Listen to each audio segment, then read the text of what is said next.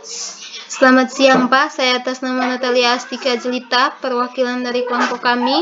Saya akan mempresentasikan hasil diskusi kami tentang pembelajaran politik di sekolah dasar.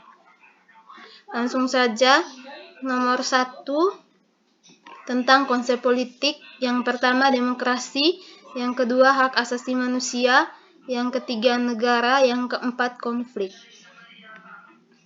Demokrasi adalah sistem pemerintahan yang diselenggarakan dari rakyat, oleh rakyat, dan untuk rakyat.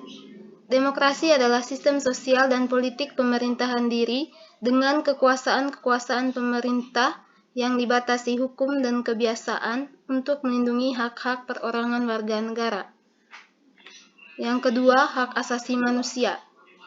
Hak asasi manusia adalah sebuah konsep hukum dan normatif yang menyatakan bahwa manusia memiliki hak yang melekat pada dirinya karena ia adalah seorang manusia.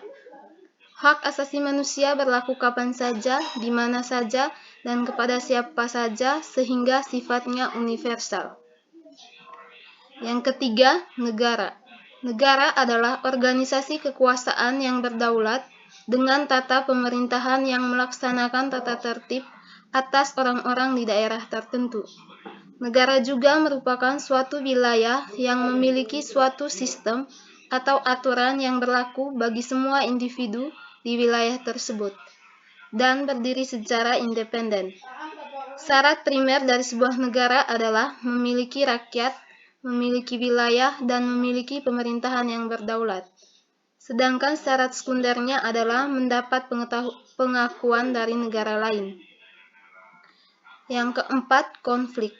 Konflik adalah perjuangan yang dilakukan oleh berbagai pihak untuk memperoleh hal-hal yang langka seperti nilai, status, kekuasaan, dan otoritas. Selanjutnya, saya akan menjelaskan nomor 2, yaitu strategi-strategi untuk memperkenalkan pendidikan politik di sekolah. Yang pertama, menerapkan mata pembelajaran ilmu sosial dan kewarganegaraan yang mencakup pelajaran PPKN, sosiologi, sejarah, dan pelajaran ilmu sosial lainnya. Mata pelajaran ini sangat memungkinkan untuk menguatkan cara pandang mengenai politik yang demokratis di sekolah.